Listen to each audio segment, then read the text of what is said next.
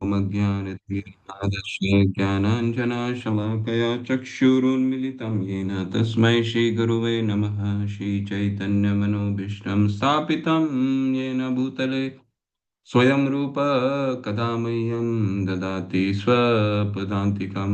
वन्देऽहं श्रीगुरु श्रीयुतपदकमलं श्रीगुरुं वैष्णवांश्च श्रीरूपं सागरजातां सहगना रघुनाथान्वितं सजीवं साद्वैतं सावधूतं परिजनसहिता कृष्णचैतन्यदेवम् श्री राधा कृष्ण पादान सहगना ललिता श्री विशाखान्वितांश नमो विष्णुपादाय कृष्ण पृष्ठाय भूतले श्रीमते भक्ति वेदांत स्वामिनिति नामिने नमस्ते सरस्वते देवे गौरवाणी प्रचारिणे निर्विशेष शून्यवादी पाश्चात्य देश धारिणे वाञ्छाकल्पतरुभ्यश्च कृपा सिन्धुभैव च पतितानां पावनेभ्यो वैष्णवेभ्यो नमो नमः।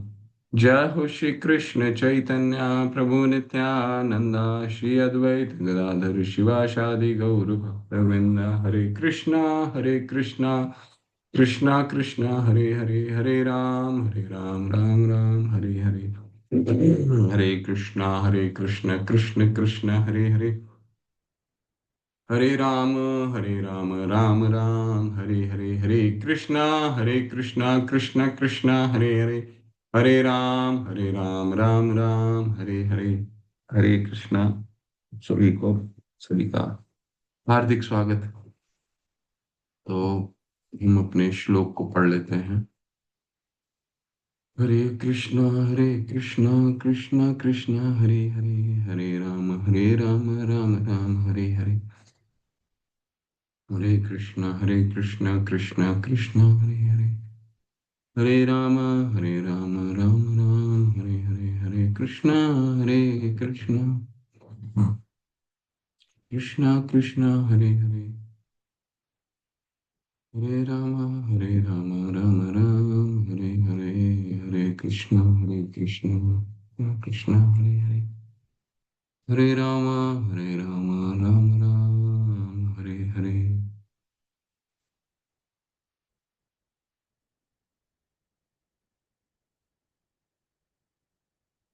चलिए मेरे साथ गाइए। अन्य अभिलाषिता शून्यम ज्ञान कर्मादनावृतम अनुकूलेन कृष्णानुशीलनम भक्तिरुत्तमा। जब प्रथम श्रेणी की भक्ति विकसित होती है तो व्यक्ति को सभी भौतिक इच्छाओं अद्वैतवादी दर्शन द्वारा प्राप्त ज्ञान और सकाम कर्म से रहित होना चाहिए। भक्त को निरंतर कृष्ण के अनुकूल सेवा करनी चाहिए जैसा कि कृष्ण चाहते हैं। सर्वोपाधि विनिर्मुक्तं तत्परत्वेन निर्मलं ऋषिकेन ऋषिकेश सेवनम भक्तिरुच्यते।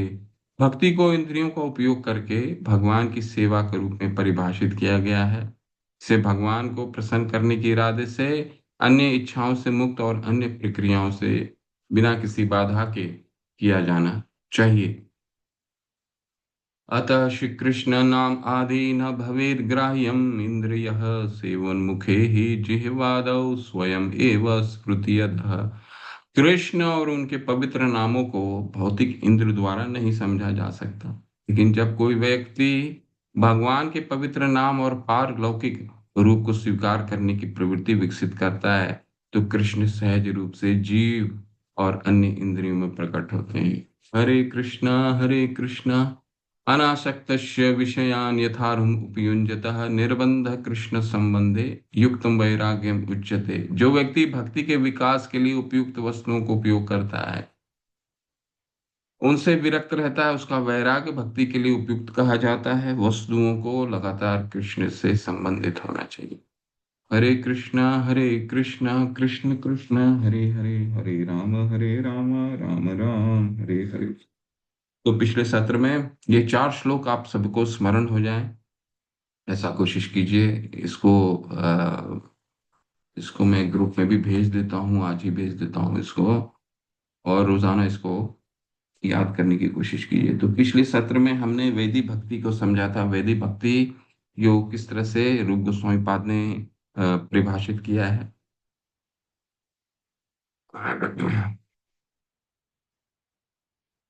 वैदिक भक्ति, साधना भक्ति, अभी वैदिक भक्ति पे नहीं पहुंचे हैं। साधना भक्ति की परिभाषा क्या, पिछली बार हमने क्या देखा, साधना भक्ति से शुरू की हमने। ठीक है, जो साधना भक्ति क्या है, जो हम अभी तक 19 अध्याय तक, 15वें अध्याय में, 15वां अध्याय तक हम केवल साधना भक्ति का अध्ययन करेंगे।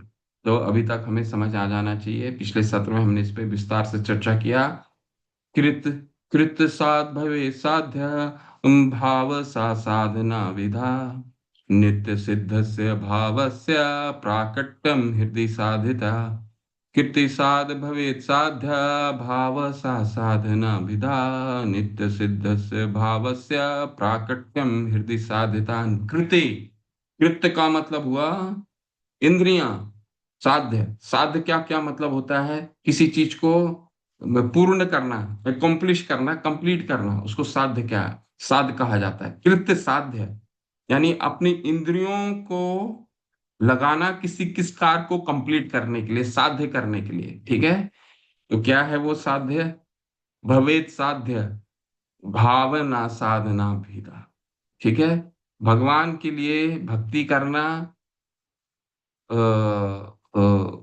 किस रूप में, वो हम अभी आगे देखेंगे। कृत साध्य, अपने इंद्रियों को साधना भक्ति में, अपने इंद्रियों को भगवान की भक्ति में, इंद्रियों मतलब जो फिजिकल, जो हमारी ग्रॉस इंद्रियां हैं, जो स्थूल इंद्रियां हैं, कर्म इंद्रियां, कोई दिव्य इंद्रिय की बात नहीं हो रही है।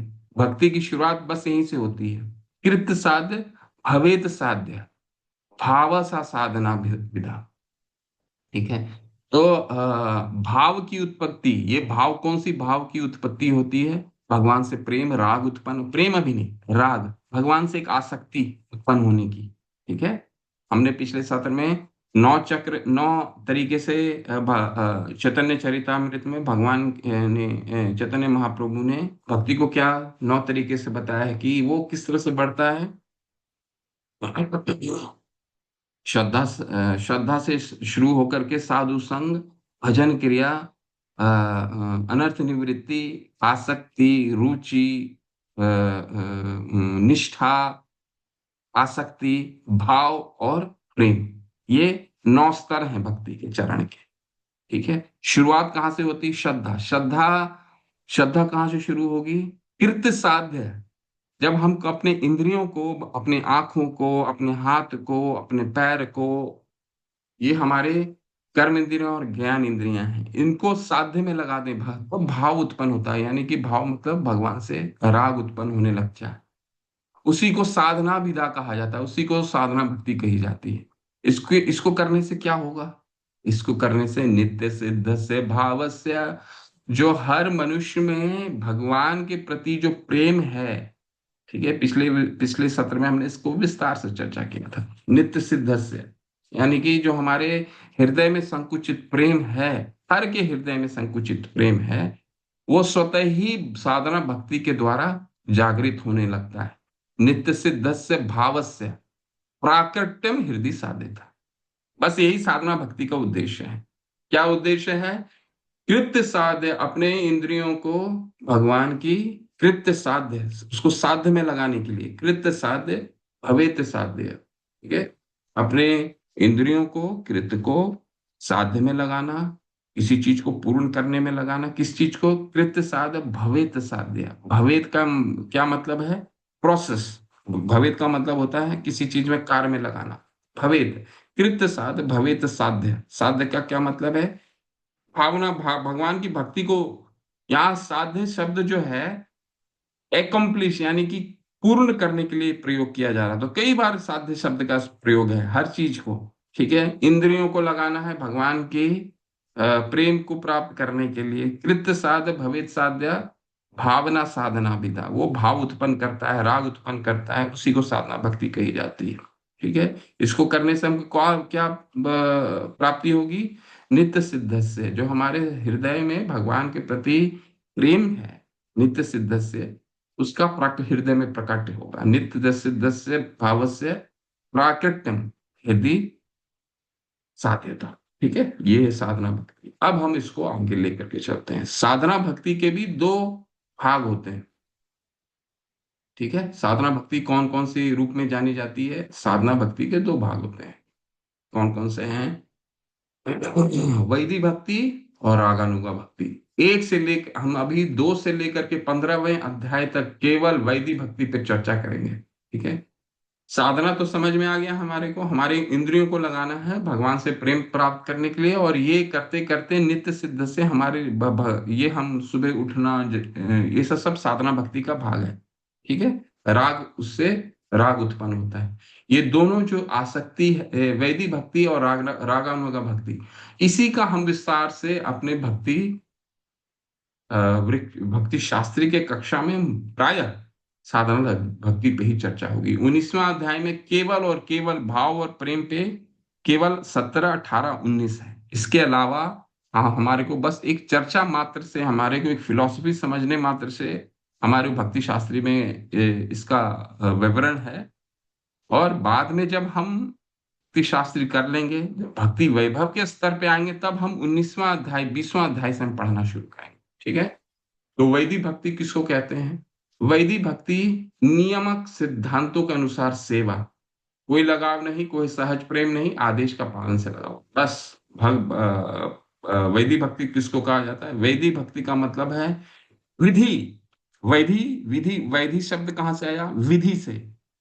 बस विधि के पालन करना, जो शास्त्रों में विधि दी है, वो विधि जो हमें गुरु देते हैं शास्त्रों के अनुसार, उन विधि को पालन करना ही वैदिक भक्ति कहा जाता है, जो जिसकी शुरुआत भक्ति से होती, जो हम कर रहे हैं। हमें अभी भगवान से प्रायः देखा जाता है, जब भक्ति में किसी की शुरुआत होती है तो वो भगवान से कोई किसी तरह का राग आसक्ति उत्पन्न नहीं होता है। तो उसके लिए क्या गुरु हमें क्या देते हैं? प्रोसेस समझाते हैं, तरीका समझाते हैं कि शुरुआत कैसे करनी है। जो शास्त्रों में विधि दिए गए हैं, उन विधियों का पालन करना। सुबह जल्दी उठना, ब्रह्म मुहूर्त में ब्रह्म मुहूर्त में 16 माला करना, भगवान का मंगल आरती करना, श्रीमद् भागवतम, श्रीमद् भगवद गीता का अध्ययन करना। ठीक है। भक्तों का संग करना, ग्रंथ का अध्ययन करना, यही है विधि भक्ति का। अर्च विग्रह का सेवा करना, ये सब जो है, ये विधि भक्ति का अंतर्गत आता है, जिसमें किसी तरह का कोई राग उत्पन्न नहीं हुआ है। इस तरह से इसी को वैदिक भक्ति कहा जाता है। ठीक है। तो इसको हम अब अपने ग्रंथ को खोलिए, इसके बाद हम इसको पढ़ते हैं। आज बहुत अच्छे अच्छे सिद्धांत हम पढ़ेंगे। हम्म। जो हम अ, कर रहे हैं, जो विधि का नियम का पालन कर रहे हैं, ये हमारे जीवन में इसका क्या महत्व है, ये अध्याय में इस अध्याय के माध्यम से समझेंगे। वैदिक भक्ति कितना महत्वपूर्ण कार्य करता है हमारे जीवन में। ठीक है।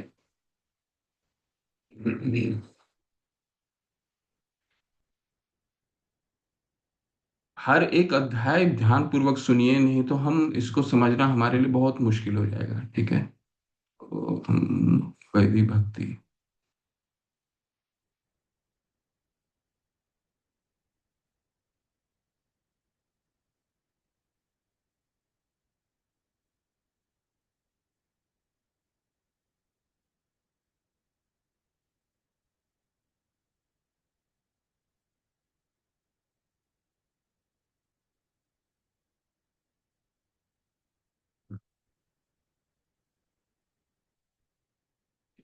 अब हम इसको संपन्न करेंगे। यहाँ से कोई पढ़ना चाहे, साधना भक्ति के 2 विभाग किए जाते हैं, यहाँ से पढ़िए, कोई हैंड रेस कीजिए और इसको पढ़िए। ठीक है। अभी तक हमने साधना भक्ति देख लिया। साधना भक्ति किसे कहते हैं? अपने इंद्रियों को भगवान की सेवा में लगाना। ठीक है। क्यों लगाना? नित्य सिद्धस्य भावस्य, ताकि हमारा प्राकट्यम, भगवान जो हमारे हृदय में भगवान के लिए प्रेम संकुचित है, वो प्रकट हो जाए, उसका प्रकट हो जाए। ठीक है। यह है साधना भक्ति का उद्देश्य। साधना भक्ति के अंतर्गत 2 आते हैं, वैदिक भक्ति और रागानुगा भक्ति। तो वैदिक भक्ति के नियम का पालन करेंगे, इंद्रियों को लगाएंगे भगवान की सेवा में, तो रागानुगा भक्ति तक पहुंचेंगे। ठीक है। तो ये है, अभी ये इंद्रियों को कैसे लगाना है भगवान की सेवा में, इसका ही हमें अध्ययन 15वें अध्याय तक करेंगे। चलिए पढ़िए। सुभद्रा, सुभद्रा करुणा माता, हरे कृष्णा। अनम्यूट करके पढ़िए। हरे कृष्ण। धन्यवाद, प्रणाम प्रभु जी। अब इस धन्यवाद। साधन भक्ति के भी दो भाग किए जा सकते हैं। पहला भाग विधि विधानों के अनुसार भक्ति है। इसमें अपने गुरु के आदेश से या प्रमाणिक शास्त्रों के अनुसार विभिन्न विधि विधानों का पालन करना होता है और इससे इनकार होने का प्रश्न ही नहीं उठता। यह वैधि भक्ति कहलाती है। इसे बिना तरक के करना पड़ता है। साधन भक्ति का दूसरा भाग रागानुगा भक्ति है। रागानुगा भक्ति उस स्थिति को सूचित करती है जिस पर विधि विधानों का पालन करते हुए मनुष्य कृष्ण के प्रति कुछ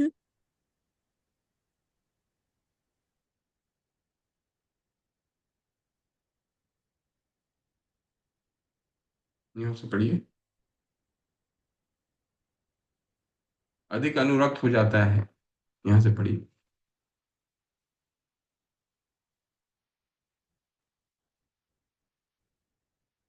पढ़िए। हरे कृष्णा। जिस पर विधि विधानों का पालन करते हुए मनुष्य कृष्ण के प्रति अधिक अनुरक्त हो जाता है।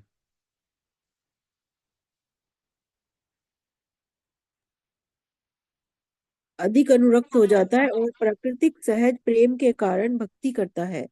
उदाहरणार्थ भक्ति में रत मनुष्य को प्रातः काल उठकर आरती करने का आदेश दिया जा सकता है।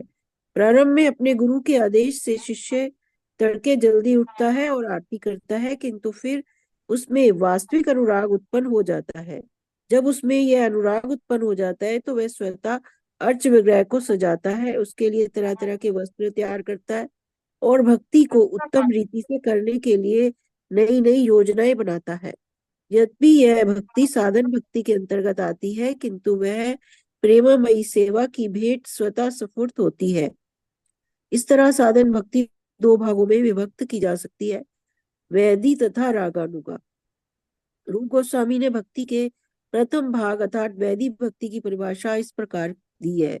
जब भगवान के प्रति कोई अनुरक्ति या कोई रागानुगा भक्ति नहीं होती और मनुष्य गुरु के आदेश पालन मात्र के लिए या शास्त्रों का पालन करने के लिए भगवान की सेवा में लगा रहता है, तो ऐसी अनैच्छिक सेवा वैदिक भक्ति कहलाती है। वैदिक भक्ति के इन नियमों का वर्णन श्रीमद् भागवतम में भी 2.1.5 में हुआ है, जहाँ सुखदेव गोस्वामी मरणाभिमुख महाराज परीक्षित को उनके कर्मों के विषय में शिक्षा देते हैं। सुखदेव गोस्वामी से महाराज परीक्षित की भेंट अपनी मृत्यु से एक सप्ताह पूर्व हुई थी और राजा घबराया हुआ था कि मृत्यु होने के पूर्व क्या करना चाहिए। वहां पर अन्य अनेक मुनि भी आ गए, किंतु कोई भी उन्हें सही निर्देश न दे सका।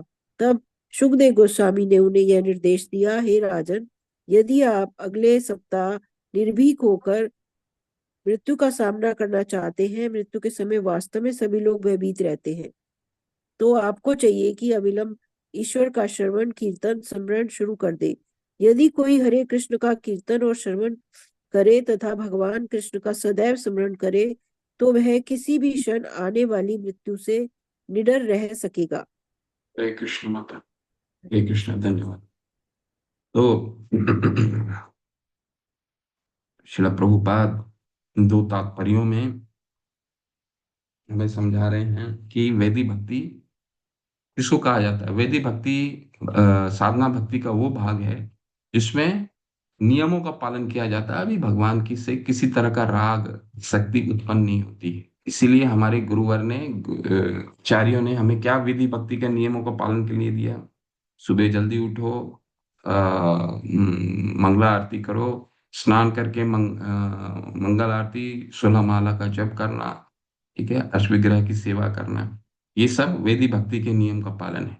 ये करते करते करते करते करते करते शुरू शुरू में तो हमें लगता है ये बहुत तकलीफ है, ठीक है। जब हम भगवत गीता में हमने क्या पढ़ा था, तपस्या किसको कहा जाता है। तपस्या कि शुरू में हो सकता है सात्विक तपस्या किसको कहा जाता है। सात्विक तपस्या वो तपस्या है जो शुरू में कष्टदायक तो लगता है, लेकिन बाद में वो बहुत ही प्रेम पूर्वक किया जाता है। ठीक वही है विधि भक्ति। इसीलिए उस तपस्या, सात्विक तपस्या इसलिए कहा जाता है कि वो शुरू में तो कष्टकारक लगता है।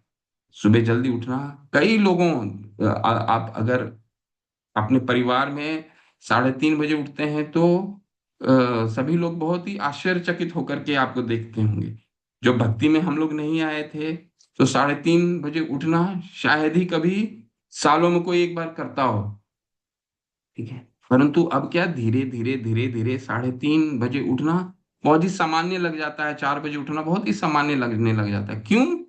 क्योंकि वही वैदिक भक्ति धीरे धीरे धीरे धीरे करके आसक्ति की ओर लेकर के चली जाती है। हालांकि वो उसमें भी बहुत समय लगता है, परंतु उस जब आसक्ति पूर्ण रूप से होती है उसको राग कहा जाता है। तो वो उसका परिभाषा हम जब 15वें अध्याय में पहुंचेंगे तो हम देखेंगे रागानुगा किसको कहा जाता है। परंतु समझने के लिए मोटे तौर पे रागानुगा भक्ति का मतलब हुआ कि वो भक्ति का भाग जब वैदिक भक्ति करते करते भगवान में कुछ ना कुछ आसक्ति हो जाती कि किसी दिन अलार्म नहीं भी बजा तो नींद खुल जाएगी आपकी। ठीक है, कि अरे आज तो ठाकुर जी की सेवा करनी है, जल्दी उठ गए। और ये तो सिद्धांत हो गया। अब सिद्धांत को रूप गोस्वामी हमें उदाहरण से भी समझाते हैं। जैसे मैंने आपको बताया रूप की इस रूप गोस्वामी ने रूप गोस्वामी पाद ने इस पूरे ग्रंथ में सिद्धांत रखे हैं, सिद्धांत के साथ साथ उदाहरण भी प्रस्तुत किया है। क्या उदाहरण दिया है? श्रीमद् भागवतम के 2:1-5। मेरे साथ सब लोग गाइए इसको, ये बहुत अच्छा श्लोक है, गाइए।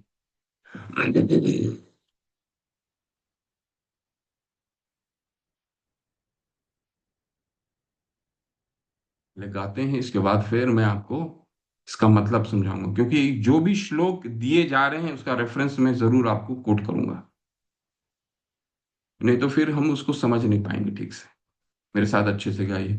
तस्माद् भारत सर्वात्मा भगवान ईश्वरो हरि श्रोतव्यस्य कृतितवश्य स्मर्तव्यश्च इच्छता भयम्।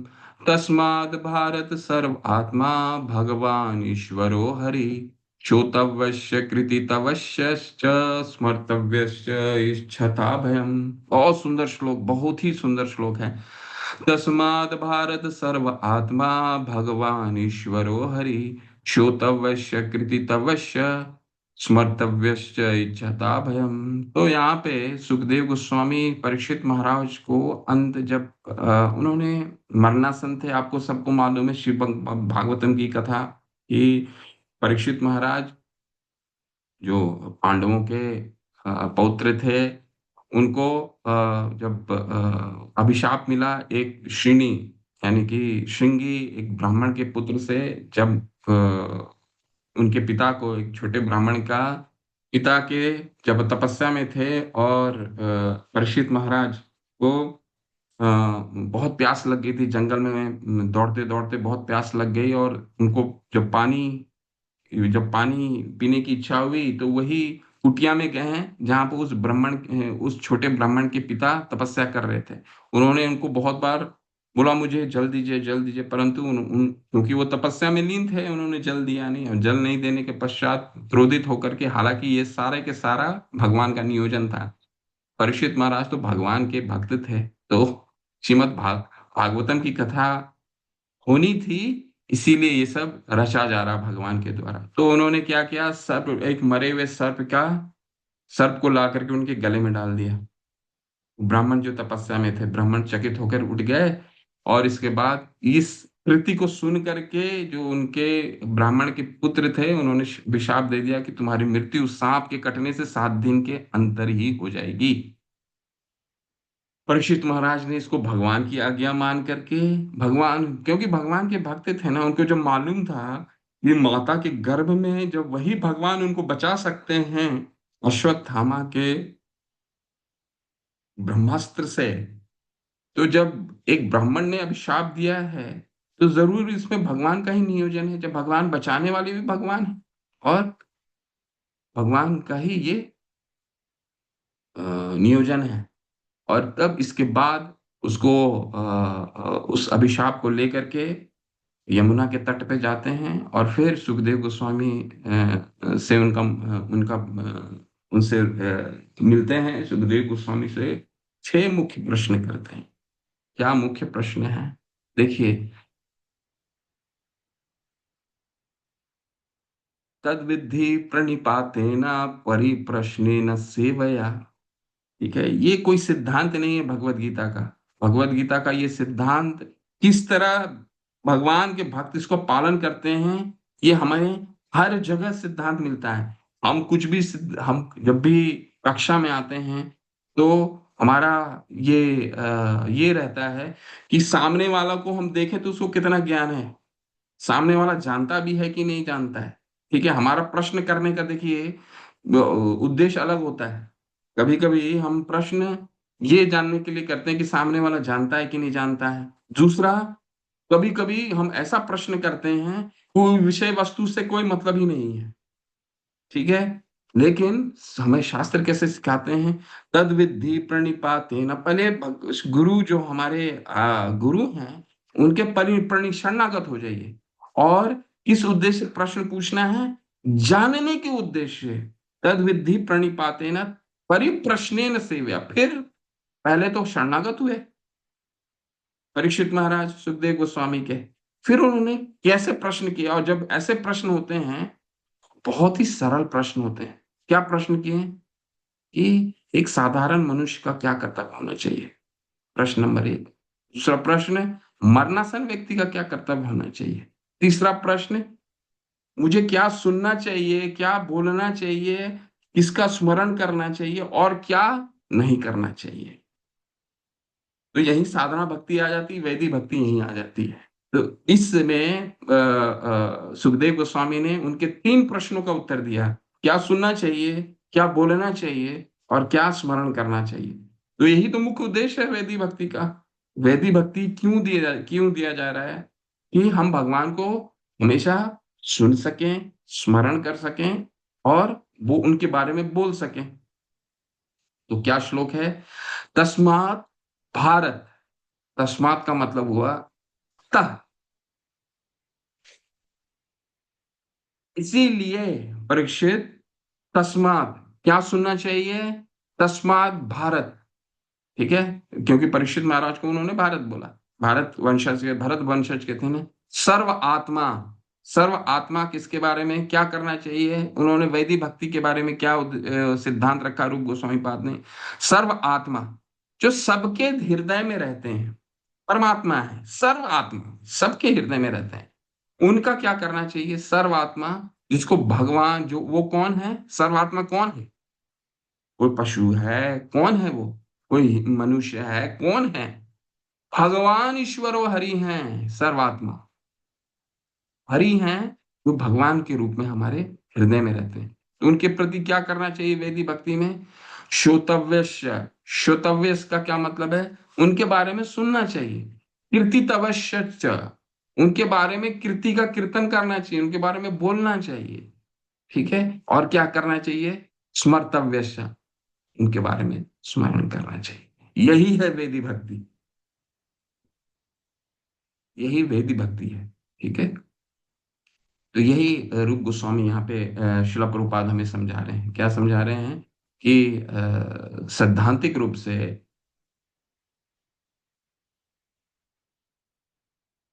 2:1:5 में जहां सुखदेव गोस्वामी मरना भिमुख महाराज परीक्षित को उनके कर्मों के विषय में शिक्षा, यही कर्म है, यही हमारा उद्देश्य होना चाहिए। क्या उद्देश्य है? और देखिए आगे बहुत अच्छे अच्छे श्लोक आने वाले हैं, बहुत अच्छे अच्छे श्लोक हैं। तस्मात् भारत सर्वात्मा, परीक्षित तुमको केवल और केवल जो भगवान ईश्वर हमारे हृदय में रहते हैं, परमात्मा सबके आत्मा में है, सर्व आत्मा भगवान ईश्वर हरि, जो ईश्वर के रूप में हमारे हृदय में रहते हैं। सर्वस्व शाम हृदय सन्निविष्टो। ठीक है, उन भगवान का श्रोतवश्य, उनके बारे में सुनना चाहिए।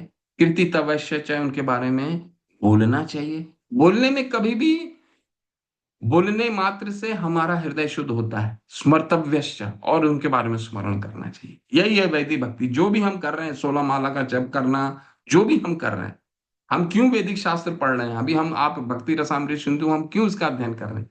ताकि हम बोल सके भगवान के बारे में, है ना। चलिए आगे पढ़िए। सुखदेव गोस्वामी का आगे बहुत अच्छे अच्छे श्लोक हैं, इसको पढ़िए। ये पढ़िए, किन्होंने हैंड रेज किया था, नवीन प्रभु आपने पढ़िए। इन्होंने और भी किया ना, किया था ना। दीप्ति माता ने किया था पहले। आप पढ़िए पहले दीप्ति माता, इसके बाद सभी को देंगे चांस। आज तो छुट्टी है, इत्मीनान से शांति पूर्वक सुनिए भक्ति रसामृत सिंधु। चलिए पढ़िए माता। हरे जी। धन्यवाद। सुखदेव गोस्वामी कहते हैं कि भगवान श्री कृष्ण ही हैं, इसीलिए वे संस्तुति करते हैं कि मनुष्य को सदैव सदैव कृष्ण के विषय में श्रवण करना चाहिए। वह ये नहीं कहते कि देवताओं का श्रवण और कीर्तन किया जाए। मायावादियों का कहना है मनुष्य चाहे कीर्तन के नाम का कृष्ण के नाम का कीर्तन करे या देवताओं के नाम का, परिणाम एक जैसा होगा। लेकिन वास्तविकता यह नहीं है। श्रीमद् भागवतम के प्रामाणिक कथन के अनुसार मनुष्य को एकमात्र भगवान विष्णु कृष्ण का श्रवण तथा कीर्तन करना चाहिए।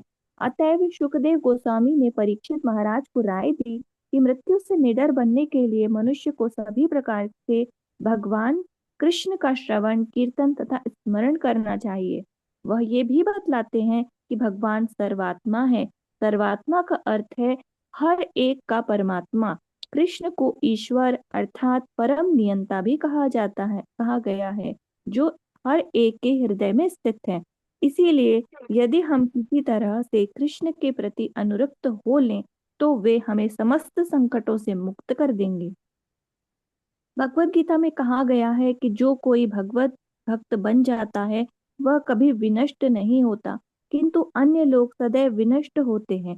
विनष्ट का अर्थ है मनुष्य का जीवन पाकर जन्म तथा मृत्यु के पाश से बाहर नहीं निकल पाता और वह इस तरह अपना सुनहरा अवसर खो देता है।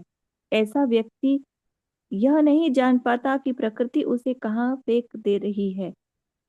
मान लीजिए मनुष्य को अपने इस जीवन में कृष्ण भावनामृत का विकास नहीं कर पाता, तब वह जन्म मृत्यु के चक्र में फेंक दिया जाएगा, जिसमें जीवन की 84 लाख योनियां होती हैं, और इस तरह उसका आध्यात्मिक स्वरूप खो जाएगा। उसे यह ज्ञात नहीं रहता कि वह वृक्ष बनेगा, पशु पक्षी अथवा ऐसा अन्य कुछ, क्योंकि जीवन की अनेक योनियां होती हैं। मूल कृष्ण भावनामृत को जागृत करने के लिए श्री रूप गोस्वामी संस्तुत करते हैं कि हमें गंभीरता पूर्वक अपने मनों को किसी तरह से कृष्ण में लगाकर मृत्यु से निडर बनना चाहिए। मृत्यु के बाद हमें अपना गंतव्य ज्ञात नहीं होता, क्योंकि हम पूरी तरह से प्रकृति के नियमों के वशीभूत होते हैं। एकमात्र भगवान श्री कृष्ण ही प्रकृति के नियमों के नियामक हैं। अतएव यदि हम एकमात्र यदि हम गंभीरता पूर्वक कृष्ण की शरण में जाते हैं तो हमें अनेकों अनेक योनियों में वापस फेंके जाने का भय नहीं रह जाता। जैसा कि श्रीमद् भागवत गीता में पुष्टि की गई है, निष्ठावान भक्त को निश्चित रूप से कृष्ण के धाम भेज दिया जाएगा। हरे कृष्ण, बहुत सुंदर, धन्यवाद। तो इस श्लोक में जिसका भी उदाहरण से हमने पढ़ा, भगवान ईश्वरो हरि, तो श्रील प्रभुपाद अपने किसी भी तात्पर्य में निर्विशेषवादी के सिद्धांत का खंडन निश्चित रूप से करते हैं।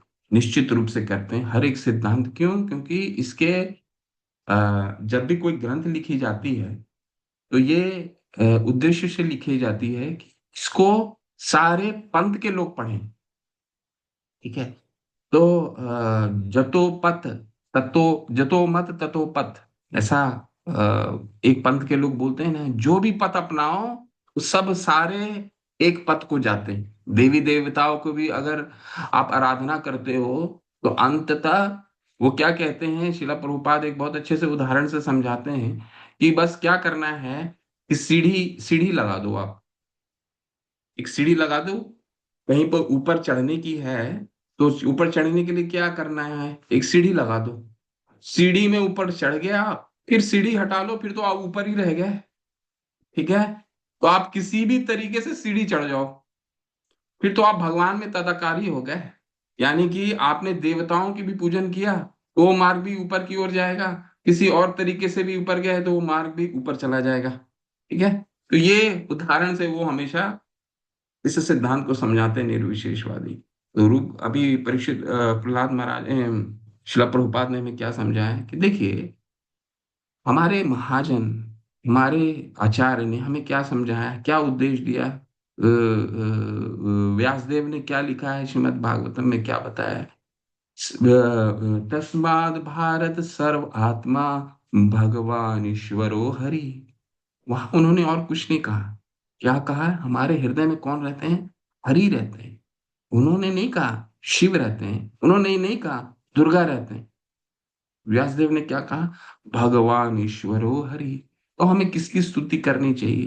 केवल और केवल हरि की स्तुति करनी चाहिए, जो हमारे हृदय में रहते हैं, ये जो सबके हृदय में रहते हैं। और यहाँ पे ये भी कहा गया है, ये सब जीव के हृदय में रहते हैं, सर्व आत्मा। ब्रह्मा जी के भी हृदय में रहते हैं, शिव जी के भी हृदय में रहते हैं, तो हम उनकी स्तुति करें, हमारे हृदय में भी रहते हैं। ठीक है।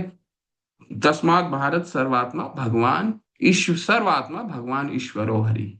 वो सर्वात्मा जो सबके हृदय में रहते हैं, उनकी श्रोतव्यस्य कृतितव्यस्य स्मर्तव्यस्य इच्छताभय।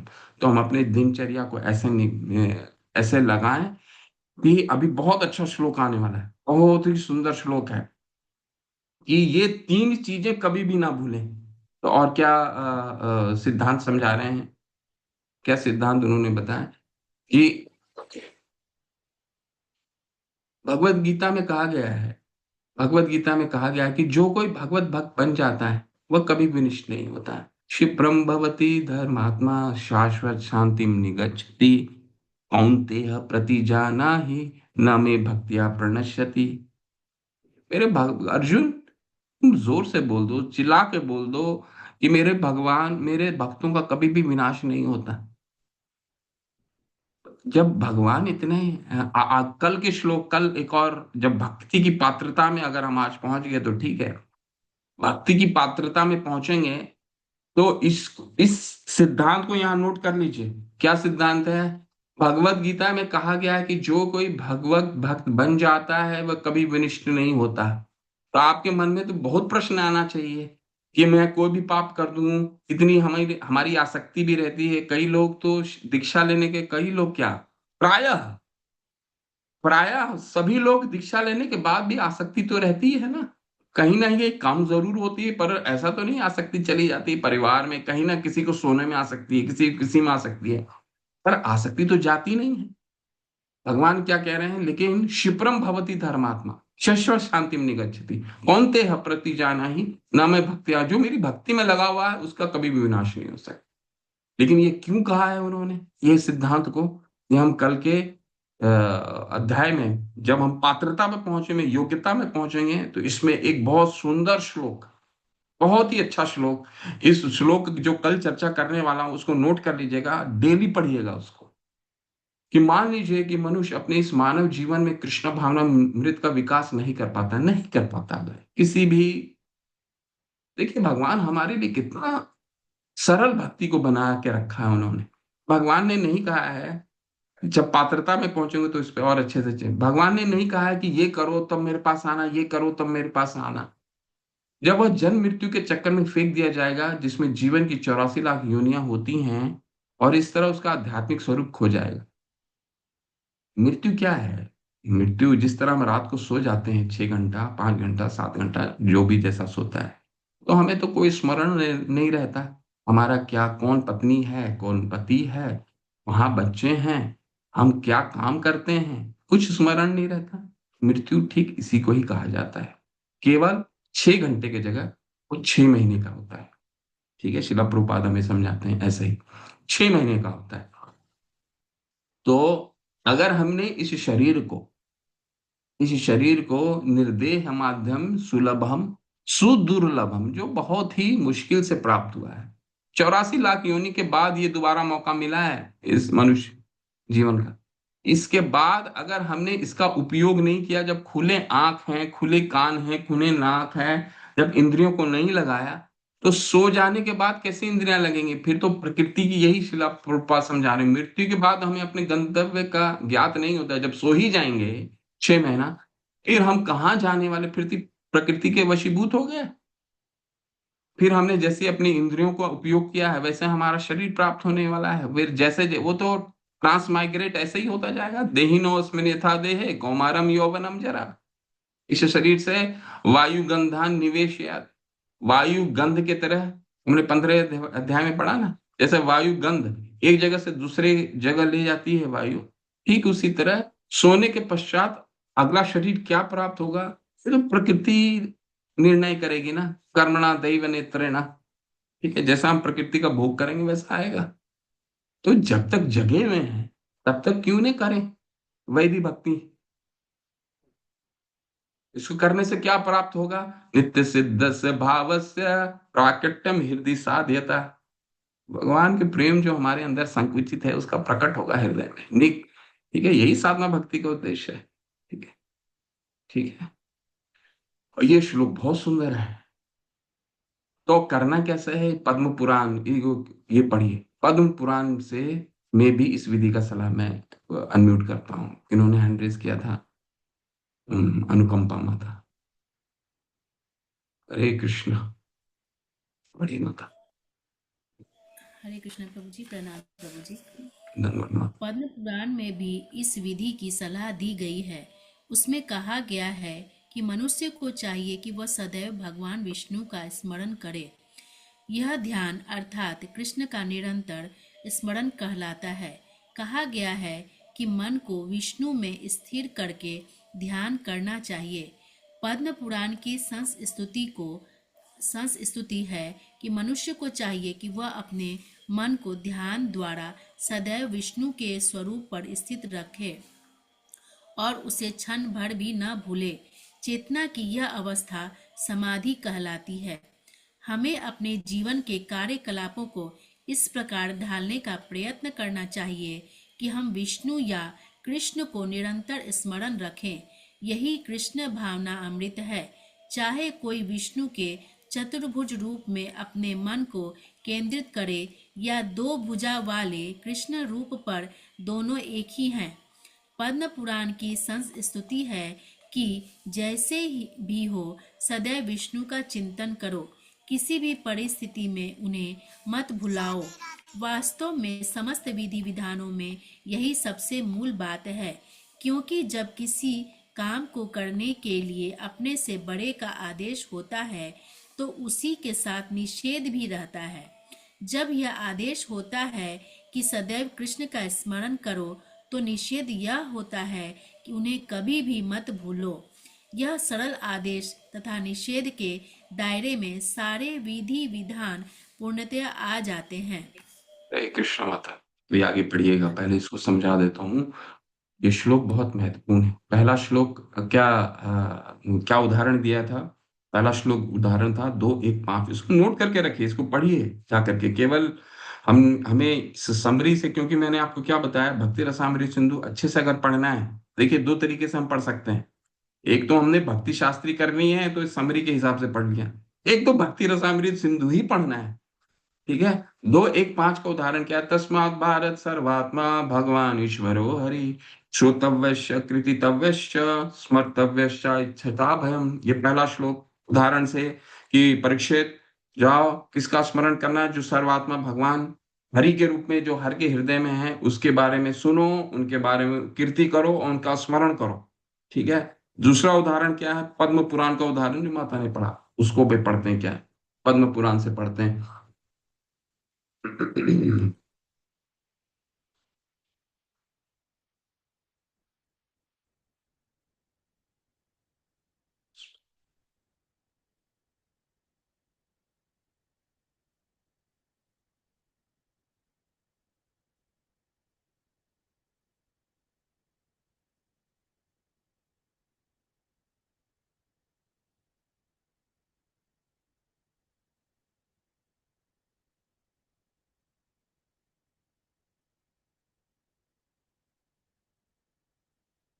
लोगों ने ये श्लोक सुना भी होगा और नहीं सुना है तो उसको नोट कर लीजिए।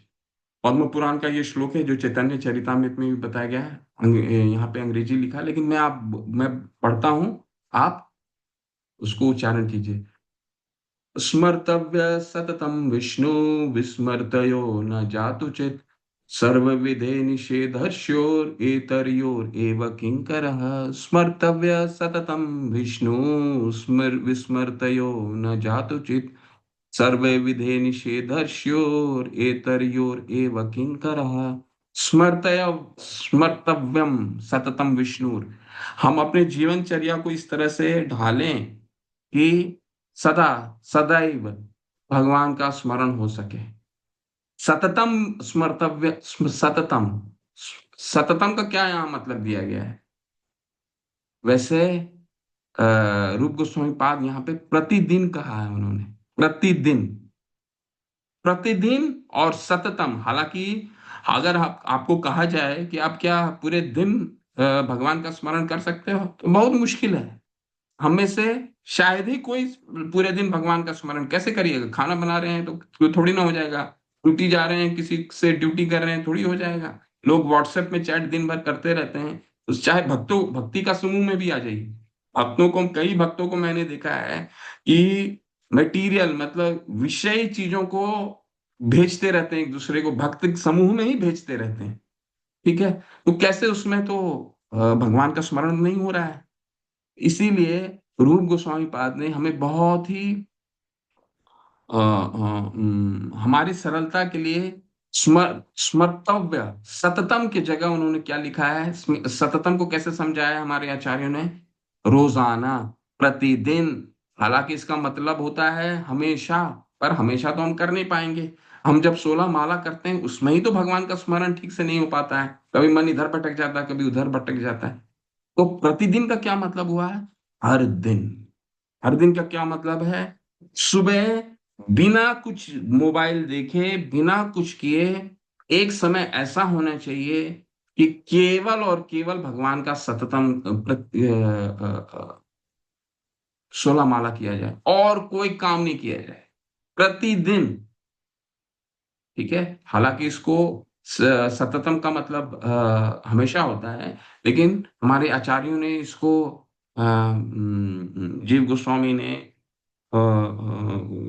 और पूर्ववर्ती आचार्यों ने इसको प्रतिदिन हमारे लिए सरलता के लिए किया कि प्रतिदिन स्मरण होना चाहिए, भगवान का स्मरण होना चाहिए। ठीक है, और दूसरा क्या निषेध दिया है? जब आचार्य हमारे पास कोई फॉर्मूला देते हैं, कोई विधि देते हैं, ठीक है, क्या विधि? इन्हें 16 माला करना है, और श्रील प्रभुपाद ने क्या कहा है? 4 नियमों का। 4 नियम क्या है? निषेध है। 4 नियम क्या है? निषेध है। ठीक है, तो विस्मृत्यो न जातु चित्त, भगवान का हम फिर निषेध क्या है? कोई भी ऐसा ना काम करें कि इसमें विस्मृति हो जाए। न्यूज़पेपर 1.5 घंटा पढ़ रहे हैं, व्हाट्सएप इधर के उधर का। आजकल तो लोग क्या है, व्हाट्सएप ऐसे ही। पहले के समय में क्या था, जब टेलीफोन था या चिट्ठी दी जाती थी, तो लोग पहले आज्ञा लेते थे कि आपको पहले फोन करते थे, पूछते थे कि ये आप सुनना चाहते हैं। अभी तो आपको वो पसंद है नहीं पसंद है, व्हाट्सएप लोग भेज देते हैं। ठीक है, तो हमें उस तरह का मैसेज से विस्मृतियों न जातुचित, हमें ऐसा अपना दिनचर्या ढालना चाहिए कि किसी भी समय भगवान की विस्मृति, ऐसा कोई कार्य नहीं होनी चाहिए जिससे भगवान की विस्मृति हो। ठीक है, सर्व विधि निषेधर्ष्योर एतर्योर एव किंकर, बाकी जितने भी विधि विधान हैं ये इसके किंकर हैं। किंकर का क्या मतलब है? इनके दास हैं। उदाहरण के लिए कोई बोलता है नहीं, मैं भगवान का स्मरण तो नहीं करूंगा, ना माला तो नहीं होता। आपने कई जगह देखा होगा, भगवान देखिए बहुत बहुत सुंदर श्लोक है, बहुत सुंदर श्लोक है। क्या बता रहे हैं? कोई बोलता है कि नहीं मैं तो कर्म कांड करता हूँ जी, मैं सुबह गाय माता को खाना देता हूँ और कंबल बांटता हूँ, फिर चैरिटी करने के लिए इतने पैसे देता हूँ, मैं एक अनाथ आश्रम चला रहा हूँ। लेकिन ये सब क्या है? यहाँ सर्व विधि निषेधस्यो, ये जितने भी विधि विधान पालन कर रहे हैं, अगर उससे कृष्ण का स्मरण नहीं हो रहा तो वो बेकार है। और हो भी रहा है, गाय को आप खाना भी खिला रहे हैं, चैरिटी दे भी रहे हैं, तो ये किंकर हैं, मतलब ये सपोर्ट करने वाले हैं भगवान को स्मरण कराने के लिए। अगर वो कार्य भगवान को सपोर्ट नहीं कर रहे हैं, ठीक है, कोई भी विधि, जैसे हमारे कई विधि हैं, ब्राह्मणों का हत्या नहीं करना, गौ हत्या नहीं करना, ये सब विधि हैं। लेकिन अगर हम भगवान की ये दो प्रिंसिपल को अपना लें कि भगवान की स्मृति हमेशा होनी चाहिए हम हमारे हमारे दिनचर्या में, और विस्मृति कभी नहीं होनी चाहिए, बाकी के जितने नियम हैं वो स्वतः ही अपने आप पूरी होने लग जाएंगी। अब एक माता अपने बच्चे से, छोटे बच्चे से प्रेम, अथाह प्रेम करती है, तो बच्चे को कब स्नान कराना है, कब साफ करना है, कब उसको भोजन चाहिए, वो अपने आप ही आ जाता है। लेकिन मुख्य उद्देश्य क्या है? मुख्य उद्देश्य है कि उस बच्चे की स्मृति हमेशा होती रहनी चाहिए और कभी भी उसकी विस्मृति नहीं होनी चाहिए। बाकी जो है वो विधि विधान उसके तो किंग पर है, दास है। ठीक है, तो विधि पहले प्राइमरी नहीं आते हैं कि मुझे मृत्युंजय जाप करना है ताकि भगवान का स्मरण हो सके, मुझे सत्यनारायण की कथा घर में करानी है ताकि भगवान का स्मरण हो सके, ये नहीं है। सिद्धांत क्या है? सततम स्मर्तम सततम विष्णुर, ये सिद्धांत एक। दूसरा सिद्धांत विस्मृत्यो न जातुचित, यही दो सिद्धांत है बस, और कोई सिद्धांत नहीं।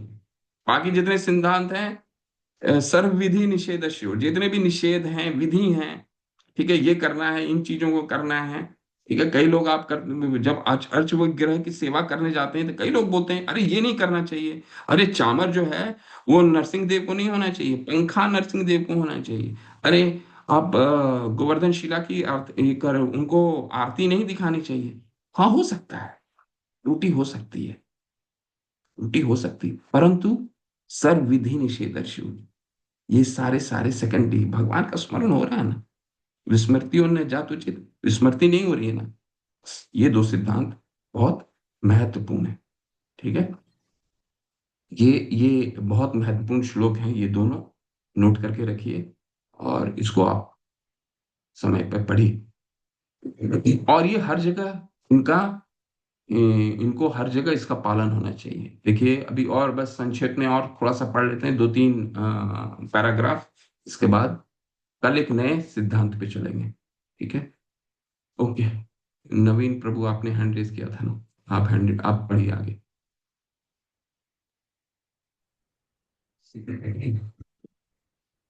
हरे कृष्णा प्रभु जी, राधे हरे प्रणाम। हरे, धन्यवाद। कहाँ से पढ़ना प्रभु जी? यह विधि विधान से हाँ पढ़ हाँ ठीक। प्रभु जी। हरे कृष्णा, श्रील प्रभुपाद की जय। यह विधि विधान सभी वर्णों तथा आश्रमों पर लागू होता है।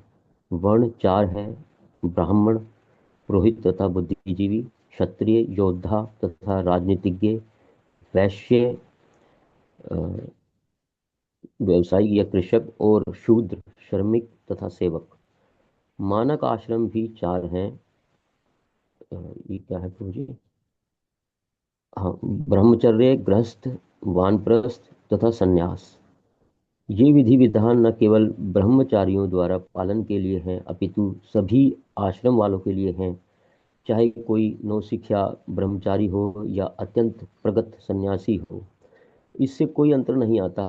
भगवान को निरंतर स्मरण करना और उन्हें एक क्षण के लिए भी विस्मृत न करना, यह नियम हर एक को अवश्य पालन करना होता है। यदि इस आदेश का पालन किया जाता है तो अन्य सारे विधि विधान एक एक करके स्वतः पालित हो जाते हैं। अन्य सारे विधि विधान इसी एक आधारभूत सिद्धांत के अधीन माने जाने चाहिए। विधि विधानों के आदेशों तथा कर्म के फलों का उल्लेख श्रीमद् भागवत में 11वें स्कंद के 5वें अध्याय के 2 और 3 श्लोक में हुआ है। राजा निमि को उपदेश देने के लिए आए हुए 9 मुनियों में से एक चमन मुनि ने राजा से कहा, चारों वर्ण ब्राह्मण, क्षत्रिय, वैश्य तथा शूद्र भगवान के सर्वव्यापी रूप के विविध अंगों से इस प्रकार उत्पन्न हुए हैं: ब्राह्मण सिर से, क्षत्रिय बाहों से, वैश्य कमर से तथा शूद्र पांव से निकले। इसी प्रकार सन्यासी सिर से, वानप्रस्थ बाहों से, गृहस्थ कमर से तथा ब्रह्मचारी पांव से उत्पन्न हुए हैं। ये विभिन्न वर्ण तथा आश्रम योग्यता के आधार पर बने हैं। भगवद गीता में पुष्टि हुई है कि चारों वर्ण तथा चारों आश्रमों की सृष्टि स्वयं भगवान ने व्यक्तिगत योग्यताओं के अनुसार की है। जिस प्रकार शरीर के विभिन्न अंगों को भिन्न भिन्न कर्म होते हैं, उसी प्रकार वर्णों तथा कहाँ से प्रभु जी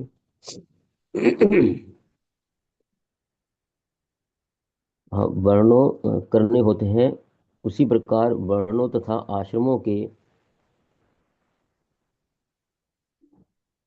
की योग्यता तथा पद के अनुसार भिन्न भिन्न प्रकार के कार्य होते हैं, किंतु इन समस्त कार्यों का एकमात्र लक्ष्य भगवान ही रहता है। भगवद गीता में पुष्टि की गई है कि भगवान परम भोक्ता है, अतएव चाहे कोई ब्राह्मण हो या शूद्र, उसे अपने कार्यों द्वारा भगवान को तुष्ट करना होता है। इसकी पुष्टि श्रीमद् भागवत के एक श्लोक द्वारा भी हुई है, जिसका अर्थ है हर व्यक्ति को अपने विशेष कर्म में संलग्न रहना चाहिए, किंतु ऐसे कर्म की पूर्णता की परीक्षा यह है कि ऐसे कर्म से भगवान कितने संतुष्ट हुए हैं। यहाँ यह आदेश है कि मनुष्य को अपने पद के अनुसार कर्म करना चाहिए और ऐसे कर्म से या तो परम पुरुष को संतुष्ट करना होगा, अन्यथा उसे अपने पद से नीचे उतरना होगा। बस बस इसमें बस अंतिम पढ़ लीजिए और ये अंतिम पढ़ना प्रभु जी? बस ये पढ़ लीजिए, इस बात बताते हैं जो व्यक्ति जिस कार्य से जी प्रभु जी, जो व्यक्ति जिस कार्य या व्यवसाय में लगा है वह उसी में लगा रहे। उसे चाहिए कि वह कृष्ण भावना भावित होकर अपने कर्मों के फल से भगवान कृष्ण की केवल पूजा भर करे। इससे सारी स्थिति संभल जाएंगी और इस संसार में हर व्यक्ति सुख तथा शांति से रहेगा। नारद पंचरात्र में भक्ति के विधानों का वर्णन इस प्रकार मिलता है।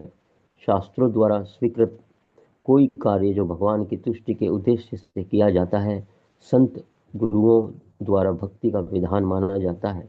यदि कोई व्यक्ति प्रामाणिक गुरु के निर्देशन में नियमित रूप से भगवान की ऐसी सेवा करता है, तो वह धीरे धीरे भगवान की शुद्ध प्रेमा भक्ति के पद को प्राप्त होता है। हरे कृष्णा। बहुत सुंदर, देखिए कितना सुंदर है। तो यहाँ पर शिला प्रभुपाद प्रभु ने जितना भी पढ़ा उसमें ये समझाने का प्रयास कर रहे हैं कि ये कोई कोई विशेष वर्ग के लिए नहीं है। चतुर्वर्ण्य मया शिष्टम गुणे कर्म विभाग से, भगवान ने गुण के आधार पर जितने भी आश्रम हैं, जितने भी वर्ण हैं, इसका विभाग किया है। चाहे वो चाहे चार वर्ण हो, चाहे चार आश्रम हो, इनका गुणों के आधार पर विभाग हुआ और इन सब का उद्देश्य एक ही है। क्या उद्देश्य एक ही है?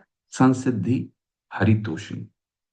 हरि ना जो भी अगर ब्राह्मण या ब्रह्मचारी 25 वर्ष ब्रह्मचारी आश्रम है, उसमें उस आश्रम में क्या है, 5 से 15 25 वर्ष तक क्या है कि वो गुरु के आज्ञा अनुसार ब्रह्मचर्य का पालन करेगा और शास्त्रों का अध्ययन करेगा। ठीक है। और वर्ण, ब्राह्मण वर्ग का क्या उद्देश्य है कि शास्त्रों के माध्यम से लोगों को जोड़ेगा भगवान से। यही तो उसका कार्य है जो शास्त्र में लिखा है। ठीक है। ब्रह्म जाना इति ब्राह्मण, जो ब्राह्मण के बारे में जानता है और लोगों को बताता है भगवान के बारे में। लेकिन इसका उद्देश्य क्या होना चाहिए? मुख्य उद्देश्य संसिद्धि हरितोषिणी। ठीक है। तो ये सिद्धांत सभी वर्ण के लिए लागू होती है। कौन सा सिद्धांत? तस्मात् भारत सर्व आत्मा भगवान ईश्वरो हरि श्रोतव्य कृतितव्य स्मर्तव्य क्षता भयम। क्षत्रिय थे अर्जुन, तो भगवान ने उनको नहीं बोला कि तुम पहले युद्ध कर लो, इसके बाद आओ फिर मेरा स्मरण करो। भगवान ने क्या बोला कि भगवान ने बोला कि तुम युद्ध करो, मनोबुद्धि। वो कौन सा श्लोक है जिसमें 8वें अध्याय का वो श्लोक किसी को स्मरण है तो बताइए।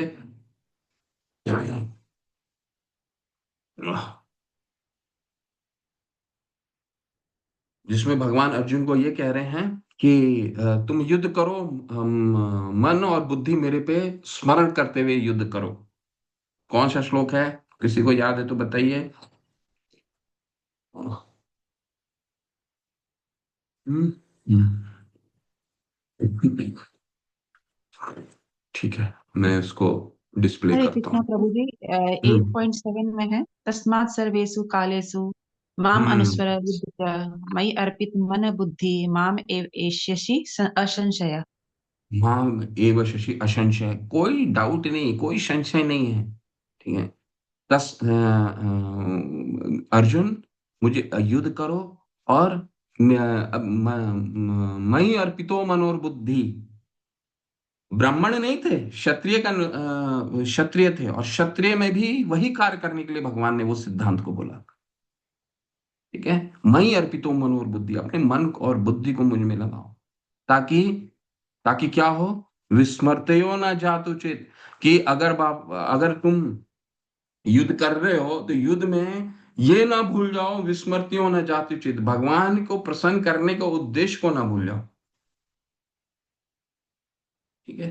तो हर एक वर्ण और आश्रम का यही उद्देश्य है। ओके। तो और अंत में शिला प्रभुपाद क्या समझा रहे हैं, अंत में बहुत सुंदर से उन्होंने समझाया, और कल जो हम पढ़ने वाले हैं वो बहुत ही सुंदर होने वाला है। भक्ति की पात्रता, क्या पात्र है, ये यहाँ तो उन्होंने बता दिया कि सब लोग यही करो, जो भी जो जिस वर्ण में आता है, कोई शूद्र है, कोई वैश्य है, कोई क्षत्रिय है, तो सबको यही करना है। ठीक है।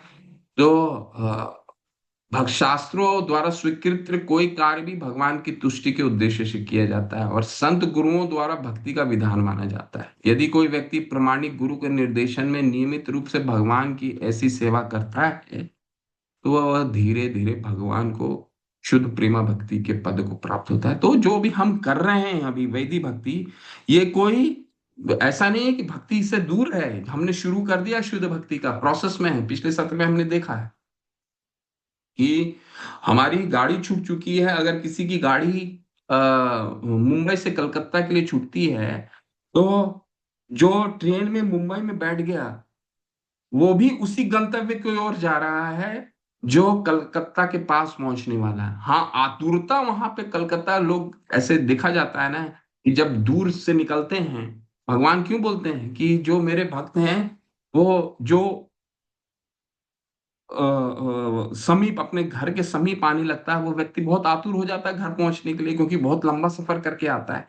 इसीलिए जैसे जैसे शुद्ध भक्ति के स्तर तक पहुंचने लगेगा, भाव के प्रेम के स्तर तक पहुंचने लगेगा, वैसे पीछे की चीजें भूलता जाएगा, और अपने धाम पहुंचने के लिए आतुर होने लगेगा। जन्म कर्म च में दिव्यम यो वेति तत्वतः तत्वा देहम पुनर्जन्मा नैति मामेति सो अर्जुना। वो तो कलकत्ता पहुंचने के लिए, पहुंचने वाली जब ट्रेन होगी, जब 36 घंटे से ट्रेन सफर करते हुए कल पहुंचने की होगी, तो अपने आप आतुर होने लग जाता है व्यक्ति। फिर वो क्यों जाना चाहेगा वापस। जन्म कर्म क्षय में विद्य, जब भगवान अपने घर के बारे में पहचाने, इसलिए भगवान ने बोला है, वो वापस नहीं आने की कोशिश करता है। तो हम शुद्ध भक्ति के मार्ग में निकल चुके हैं। वैदिक भक्ति शुद्ध भक्ति का ही भाग है। हो सकता है ट्रेन अभी जस्ट छुट्टी है, तो हमारा प्रेम उस तरह विकसित नहीं हुआ है जो गंतव्य तक पहुंचने वाले व्यक्ति का है, पर मार्ग हम शुद्ध भक्ति का ही है, वैदिक भक्ति का। यही श्रीला प्रभुपाद बता रहे हैं। प्रमाणिक गुरु के निर्देशन में नियमित रूप से, अगर हम ट्रेन में बैठे बैठे रूप गोस्वामी पाद का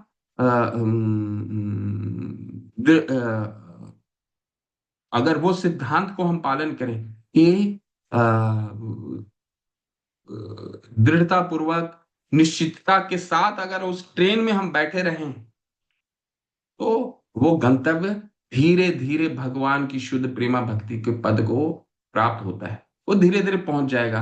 राग उत्पन्न होगा, राग के बाद भाव उत्पन्न होगा, भाव के बाद प्रेम उत्पन्न होगा, स्वतः ही होगा। ये मार्ग ही ऐसा है, इतना सरल मार्ग है। अनन्य चेता सततम यो माम स्मृति नित्यश तस्या अहम सुलभ पार्थ। भगवान ने 8वें अध्याय में, ये बहुत सुलभ मार्ग है। बस क्या करना है हमें, बस उस ट्रेन में बैठे रहना है। जो नियम के पालन करने हैं, वैदिक व्यक्ति का नियमों का पालन अगर हम करते रहें तो वहां उस गंतव्य में पहुंच जाएंगे। ठीक है। कल हम देखेंगे कि इस ट्रेन में चढ़ने की कोई योग्यता है क्या, जिस ट्रेन की आज चर्चा हो रही है वैदिक भक्ति की। ये बहुत सुंदर अध्याय आने वाला है। पात्रता। कई लोगों का मन में भ्रम रहता है कि भक्ति की पात्रता कुछ होनी चाहिए। भगवान वैसे रूप गोस्वामी पाद कुछ कंडीशन बताएंगे कि ये 3-4 चीजें होनी चाहिए भक्ति के लिए। लेकिन कल बहुत अच्छे अच्छे श्लोक आने वाले हैं, ध्यानपूर्वक उसको सुनिएगा। हरि हरि। श्री रूप गोस्वामी पाद की जय। प्रभुपाद की जय। किन्हीं का कोई संशय है, कुछ पूछना चाहते हैं तो सुनाएं। अनुकंपा माता। हरि हरि। क्या प्रश्न है माता? हरे कृष्णा प्रभु जी, प्रणाम प्रभु जी। प्रभु जी, माता हरे ये कृष्ण। निर्विशेषवादी को एक बार ठीक से थोड़ा समझा दीजिए, और संसिद्धि हरितोष का मतलब क्या बताए वो एक बार बता दीजिए। और यहाँ पे दिया हुआ है लास्ट पैराग्राफ में कि वैदिक आदेशों के अनुसार जब ब्राह्मण भोजन करता है तो उसको यह समझना चाहिए कि उसके माध्यम से भगवान भोग लगा रहे हैं, किंतु इसका अर्थ यह नहीं है कि ब्राह्मण भगवान के निमित्त भोजन तो ग्रहण करे पर संसार को भगवत गीता का संदेश का उपदेश न दे। इसको प्रभु जी एक बार समझा दीजिए प्रभु जी।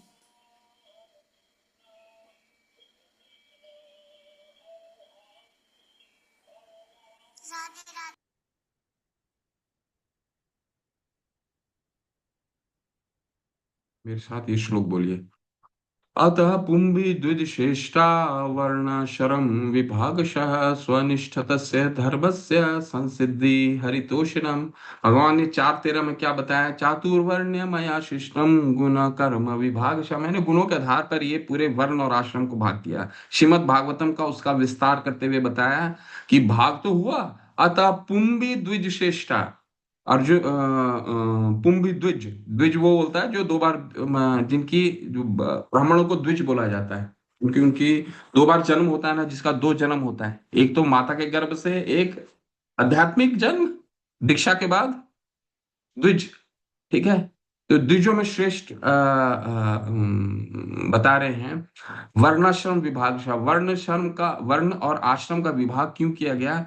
स्वनिष्ठतस्य धर्मस्य। जो जिसका जो धर्म है, ब्राह्मण का जो धर्म है, क्षत्रिय का जो धर्म है, वैश्य का धर्म है, सबका भगवत गीता में दिया गया है कि ब्राह्मण का क्या धर्म होना चाहिए। ठीक है। वैश्य का क्या धर्म होना चाहिए। वैश्य का क्या धर्म? उत्पाद करना, लोगों पूरे समाज को अपने प्रोड्यूस से, उत्पाद से लोगों को खिलाना। शूद्र का क्या कार्य है? अपने श्रम से, अपने लेबर से दूसरे समाज के दूसरे वर्गों को, ब्राह्मण, क्षत्रिय और वैश्य को सेवा करना। तो इन चारों जो वर्ण है और 4 आश्रम, ब्रह्मचर्य, गृहस्थ, वानप्रस्थ और सन्यास, ये 4 आश्रम हो गए। इन चारों वर्ण और चारों आश्रम का उद्देश्य क्या है? संसिद्धिर हरितोषणम। हरि को तुष्टि करना अपने कार्य से। अगर क्षत्रिय, जैसे मैंने आपको उदाहरण दिया कि 8:7 में लिखा गया है भगवत गीता में कि भगवान, तुम युद्ध करो और मई अर्पितो मुनोर बुद्धि। क्षत्रिय का काम है युद्ध करना। तो आर्मी का कोई आदमी युद्ध कर रहा है, इसका मतलब ये नहीं है कि वो उसका कार्य क्या होना चाहिए, भगवान की प्रसन्नता के लिए वो लोगों को सुरक्षा प्रदान कर रहा है। वैश्य अगर प्रोड्यूस कर रहा है कोई चीज को, तो उसकी भी यही उद्देश्य होना चाहिए कि समाज के दूसरे जो वर्ग हैं, जो भगवान के ही अंश हैं, उनको, उनके लिए मैं प्रोड्यूस कर रहा हूँ। क्षत्रिय का क्या धर्म होना चाहिए? शूद्र का क्या? जो श्रम करना है दूसरे समाज के वर्गों को क्यों करना है? क्योंकि इससे भगवान प्रसन्न होते हैं। दूसरों की सेवा करने से भगवान प्रसन्न होते हैं। ठीक है। तो कहने का मतलब ये है। सिद्धांत क्या है? सिद्धांत हमने क्या सीखा कि सततम स्मर्तव्यम सततम विष्णु विस्मर्त्यो न जातुचिति। ये 2 सिद्धांत हर जगह लागू होते हैं, हर एक वर्ण में, हर एक आश्रम में। ठीक है। पहला प्रश्न का उत्तर। दूसरा प्रश्न आपने क्या पूछा था कि ब्राह्मण, हाँ, तो ब्राह्मण का, अब ब्राह्मण का कार्य क्या है? ब्राह्मण का कार्य क्या है? किसी घर में जाता है, वो मंदिर के लिए अर्चन मांगता है। ठीक है। अगर इस्कॉन के कोई ब्रह्मचारी या कोई कहीं के भी ब्रह्मचारी या साधु मंदिर बनाने के लिए पैसा मांगते हैं और मंदिर बनाने के बजाय कहीं और लगा देते हैं, वो क्या है, संसिद्धि हरितोषणम नहीं हुआ, वो क्या हुआ, विस्मृतियों ने जातिचित हो गया, भगवान की विस्मृति हो रही है। वही क्या कहा गया है कि ब्राह्मणों को अगर भोग लगाते हैं, और वो ब्राह्मण क्यों क्यों भोग लगाना है, ब्राह्मण को बोलते हैं ना खिलाने से भगवान खाते हैं, क्योंकि वो भगवान का प्रचार करते हैं, तो उनको खिलाना मतलब भगवान उनके माध्यम से खा रहे हैं। लेकिन अगर वही ब्राह्मण अपनी अपनी इंद्रियों को तुष्टि के लिए खाने लग गया, तो क्या हो गया, विस्मृतियों ने जातुचित वाला सिद्धांत उस पर फिर लागू नहीं होता है, फिर उसने अपने इंद्रिय तुष्टि के लिए खाया। ठीक है, दूसरा प्रश्न का उत्तर। तीसरा क्या प्रश्न था आपका? अनुकंपा माता, तीसरा क्या प्रश्न किया? ब्राह्मण का और हरितोषणम, और थर्ड क्या क्वेश्चन था आपका?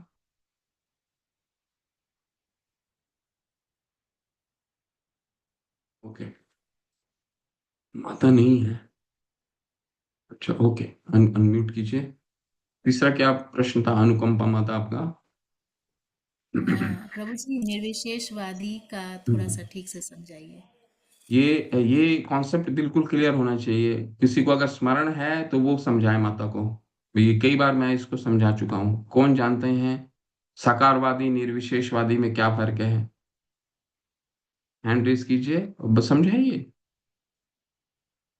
अगर ये कॉन्सेप्ट नहीं समझ आ रहा है तो फिर कल का अध्याय हम शुरू ही नहीं करेंगे, क्योंकि ये ऐसा कोई तात्पर्य नहीं है जिसमें शिला प्रभुपाद निर्विशेषवादी का प्रयोग शब्द का वो सिद्धांत को वो काटते नहीं है। तो ये सिद्धांत ही नहीं समझ आया, फिर हम आगे कैसे बैठ चलेंगे? निर्विशेषवादी किसको कहा जाता है, साकारवादी किसको कहा जाता है, माता को समझाएं। डॉक्टर शैलजा माता, हरे कृष्णा, आप समझाना चाहते हैं माता? प्रभु जी मैं कोशिश करती हूँ।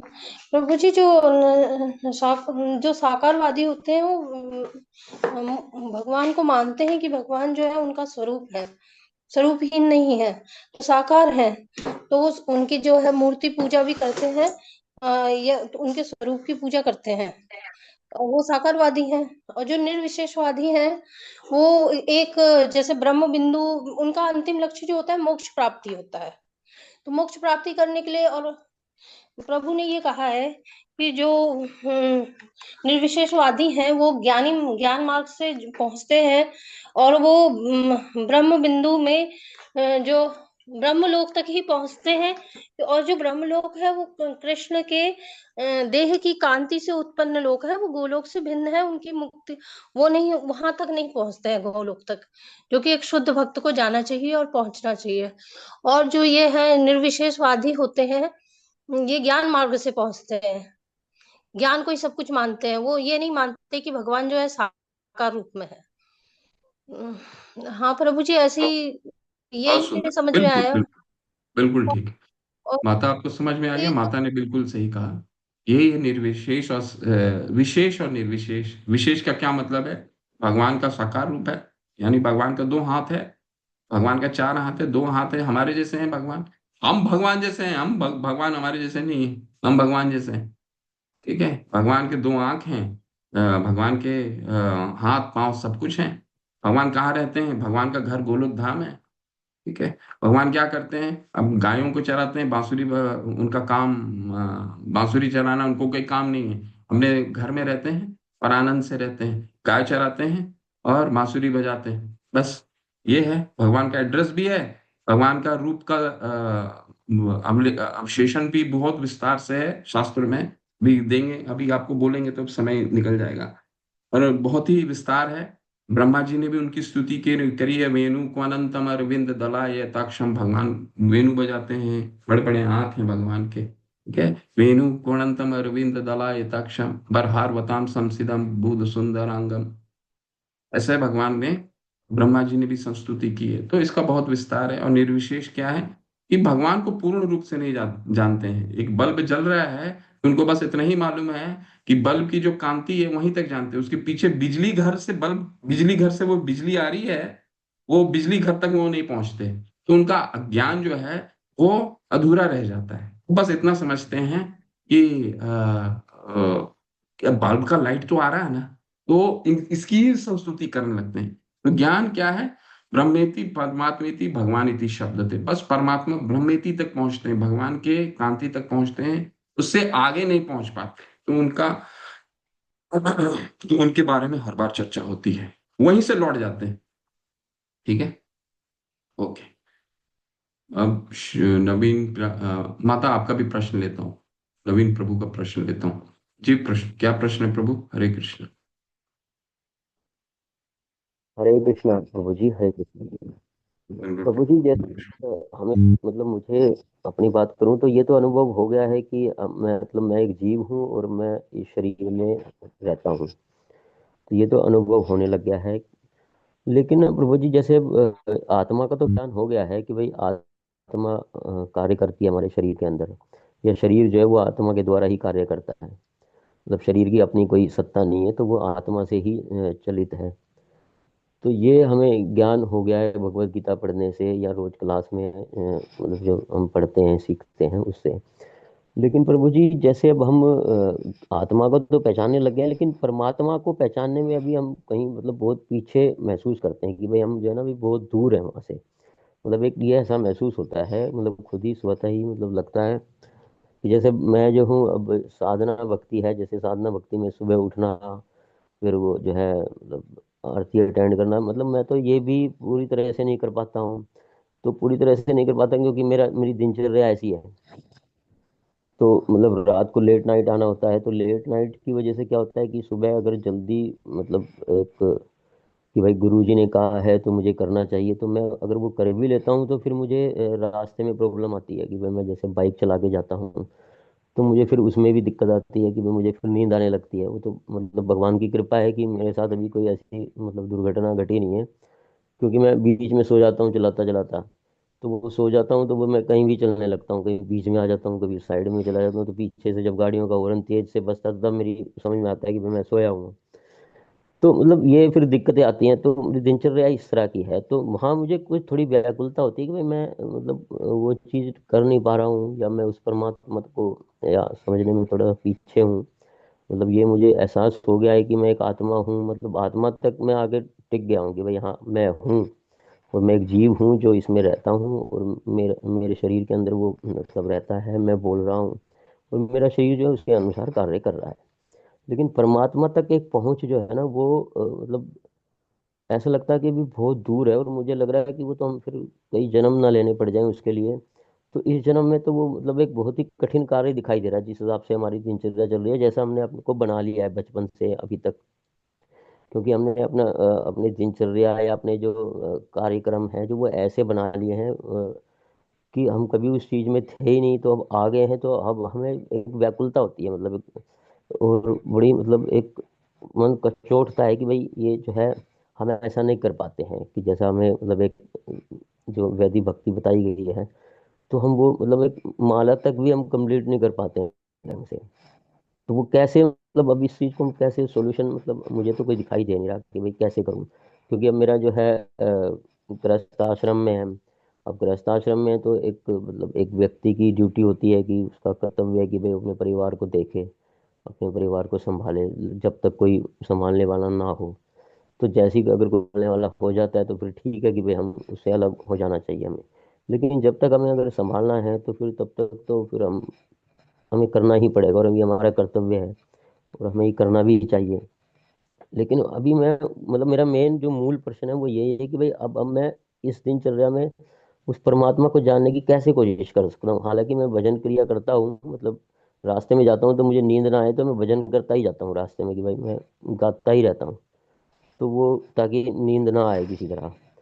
तो कोशिश करता हूँ, लेकिन फिर भी ना एक है मतलब प्रॉब्लम तो है जो मैं मतलब कर नहीं पा रहा हूँ, बीच में कहीं ना कहीं मेरे से ना कुछ छूट रहा है।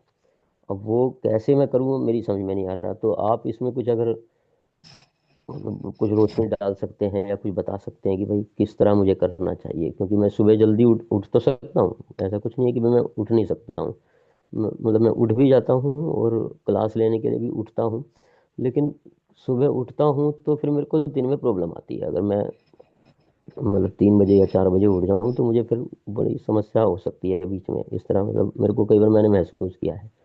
तो मैं कैसे कर सकता हूँ इसको प्रभु जी? ये थोड़ा सा कोई मतलब ऐसा कोई सरल इससे कोई और उपाय है ऐसा कोई जिससे किया जा सके?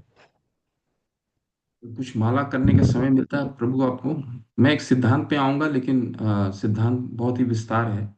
तो आपको समय मिलता है कभी 1 घंटा बैठने का, 1.5 घंटा बैठने का, किसी पूरे दिन में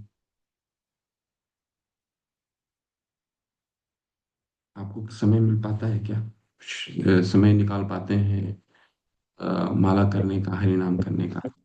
प्रभु जी जैसे अब मेरा जो काम है वो है कि जैसे कि है तो मतलब पब्लिक डीलिंग का ही कि तो उसमें क्या है कि कई बार बीच में समय तो मिलता है, लेकिन उसमें ना कहीं डिस्टरबेंस भी हो जाती है बीच में। जैसे कि अब हमारा ना मेरा जो काम है वो ट्रांसपोर्टेशन का है, तो उसमें क्या है कि मटेरियल बुक होता है कि एक जगह से दूसरी जगह मटेरियल को भेजना।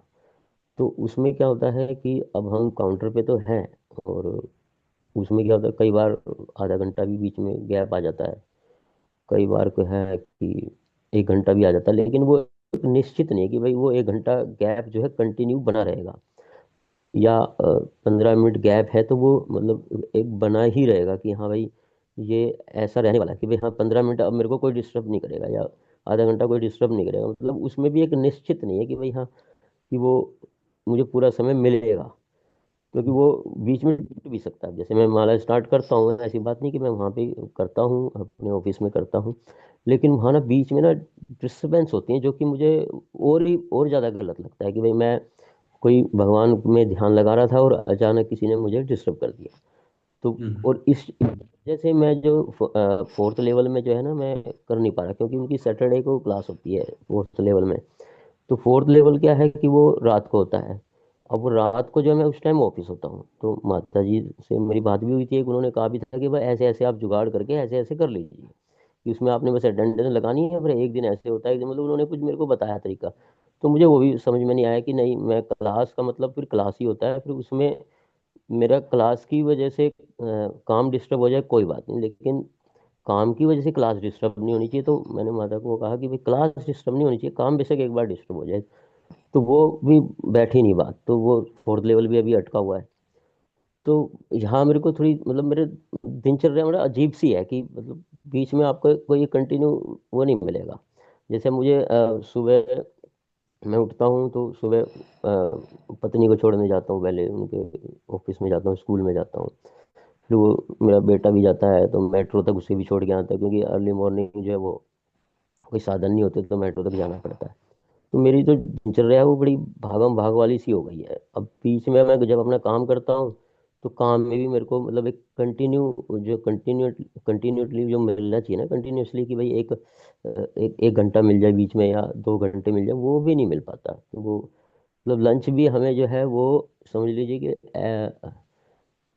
किसी को रोक के ही करना पड़ता है कि भाई हम लंच कर रहे हैं उसके बाद हम बात करेंगे, तो इस तरह हमें जो है लंच भी करना पड़ता है। तो 10 बजे फिर मेरा आना होता है रात को। तो फिर अब 10 बजे फिर भोजन भी करना है, शाम को खाना है, फिर खा के थोड़ा सा जो है आदमी रेस्ट भी करता है, फिर रेस्ट एकदम से सो भी नहीं जाता है। तो फिर सोते सोते भी 12 तो बज ही जाते हैं, नॉर्मली 11:30 12 हो जाते हैं, कोशिश करते हुए जल्दी करने के बाद भी। तो ये बड़ी मतलब अजीब सी है, और मेरे को बड़ा ना खलता है, और मेरे को बड़ा महसूस होता है कि भाई मैं कर ही नहीं पा रहा हूँ। और मेरे को ये ज्ञान हो गया कि भाई मैं हूँ एक व्यक्ति हूँ जो जिसे ये करना चाहिए, परमात्मा से मुझे मिलना चाहिए, बात करनी चाहिए, लेकिन मेरे को ऐसा समय ही नहीं है कहीं।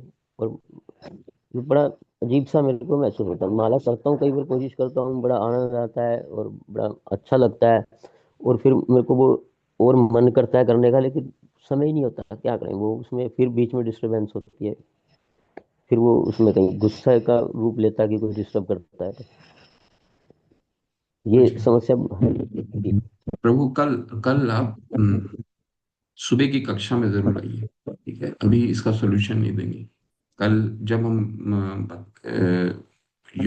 पात्रता में पहुंचेंगे तो उसमें एक श्लोक बताएंगे, और श्लोक के माध्यम से आपका प्रॉब्लम को एड्रेस करने की कोशिश करेंगे उदाहरण से, ठीक है? तो कल की कक्षा में आइए और उस श्लोक के माध्यम से हम सॉल्यूशन इसका ढूंढेंगे।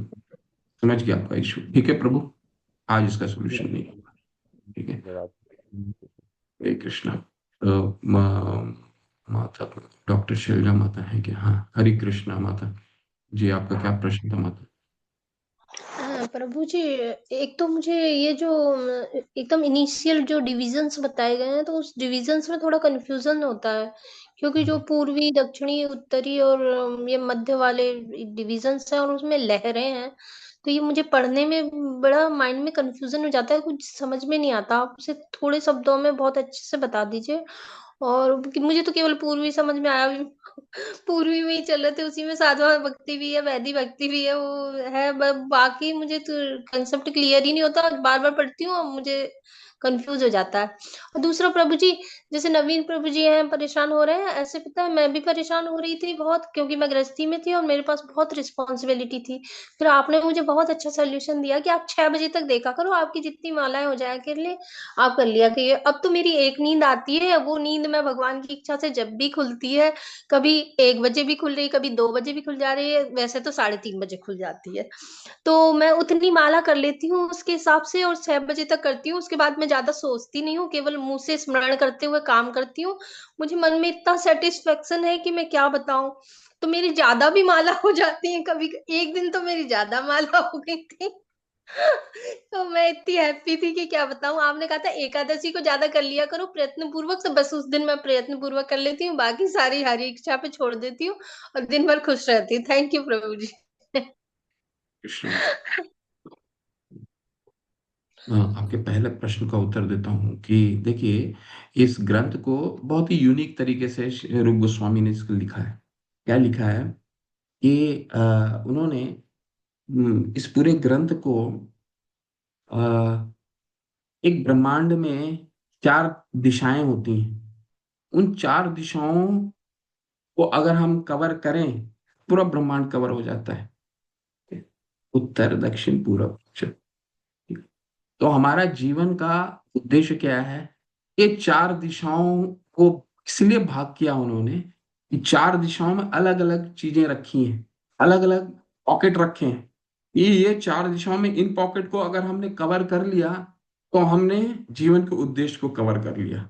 ठीक है, जीवन का उद्देश्य एक ही है। कोई भी जीवन का उद्देश्य एक ही है। क्या है? भगवान को जानना और उनसे प्रेम करना। तो उन्होंने सरलता के लिए इस ग्रंथ को इस तरह से विभाग किया है ताकि हम उस पूरे दिशा को हम कवर कर सकें। ठीक है, कहीं भी ऐसी दिशाएं नहीं जो उन्होंने छोड़ रखी है। तो उसकी सबसे प्रथम शुरुआत कहाँ से होती है? प्रथम शुरुआत साधना से शुरू होती है। ठीक है, इसीलिए उसे पूर्वी भाग रखा गया है, पूर्व से, क्योंकि सूर्य का उदय कहाँ से होता है? ठीक है, ईस्ट से होता है। तो हमारी शुरुआत भक्ति की कहाँ से होनी चाहिए? पूर्वी भाग से, प्रैक्टिस से। फिर आगे आगे बढ़ेंगे तो दूसरे दूसरे भाग को हम कवर करेंगे। इसमें भाव है, आसक्ति है, प्रेम है, अलग अलग भाव को कवर करेंगे। तो हमने शुरू की है पूर्वी भाग से। जब 19 अध्याय तक हम केवल 17वें अध्याय तक केवल पूर्वी भाग पढ़ेंगे। और पूर्वी भाग इसी के लिए पढ़ना है कि बाकी को दिशाओं तक पहुंचना है, अलग अलग भाग को, पॉकेट को कवर करना है। तो इस पे पहले मजबूती होनी होगी, तभी दूसरे भाग को हम समझ पाएंगे।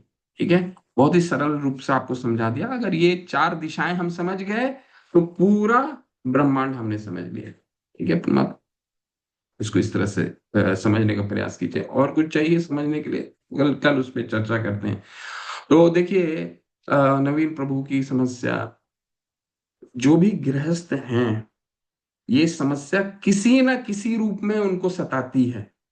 किसी के पास कुछ समस्या है, किसी के पास कुछ समस्या है, किसी के पास कुछ समस्या है, किसी के पास कुछ समस्या है। ठीक है, ये समस्याएं क्या होती हैं? हमारी आसक्ति, भौतिक आसक्ति होती हैं, जो हमारे पूर्व जन्म में किए गए कंडीशनिंग, जिसको बद कहा जाता है। जो जितना बद है, ठीक है, उसको उतनी तकलीफ होती है। ठीक है, लेकिन निवारण क्या है? कल हम एक श्लोक से पढ़ेंगे। माता ने एक बहुत अच्छा बोला कि मैं सुबह चैंटिंग कर लेती हूँ, लेकिन हमारा निवारण इसलिए नहीं निकल पाता क्योंकि हमारी प्रायोरिटी नहीं सेट हो पाती ऊपर तक। पहला प्रायोरिटी, अगर जिस दिन हम अपनी प्रायोरिटी को सेट करेंगे, उसके हिसाब से आज के हमने क्या पढ़ा, देखिए बहुत सुंदर सिद्धांत। सिद्धांत क्या है कि स्मर्तेम सततम विष्णु विस्मर्त्यो न जातुचित। ये सिद्धांत अगर वह प्रैक्टिकल है, बहुत प्रैक्टिकल है, बहुत ही प्रैक्टिकल है। किसी को अगर सुबह समय नहीं मिलता है तो ऐसा अपना दिनचर्या निकाले कि उसको सेट करने की कोशिश करे, और अगर प्रायोरिटी हो जाएगी तो सेट हो जाएगा। दूसरा, कल एक सिद्धांत से हम समझने की प्रयास करेंगे कि इसके एक श्लोक पढ़ेंगे, बहुत सुंदर श्लोक है, इसलिए आप सब लोग जरूर आइएगा।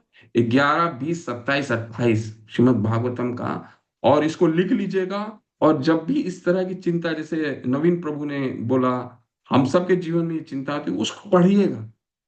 और वो श्लोक पढ़ने के माध्यम से, उस श्लोक के माध्यम से हमें बहुत निवारण मिलेगा, बहुत उत्तर मिलेगा, सारे समस्याओं को उत्तर मिल जाएगा। ठीक है, सॉल्यूशन सबके पास, सबका जीवन का अलग अलग है। क्यों? क्योंकि सबका अलग प्रारब्ध है। ठीक है, लेकिन भगवान ने बहुत जनरलाइज करके सॉल्यूशन दिया है। ठीक है, तो कल हम उस पर चर्चा करेंगे। आज हम यही संपन्न करते हैं। वाञ्छाकल्पतरुभ्यश्च कृपा सिंधु एव च पतितानां पावनेभ्यो वैष्णवेभ्यो नमो नमः। अनंत कोटि वैष्णव वृंद की जय। शिला प्रभुपाद की जय। नमाचार्य श्री हरिदास ठाकुर की जय। निताई गौर प्रेमानंदे। हरि हरि बोल।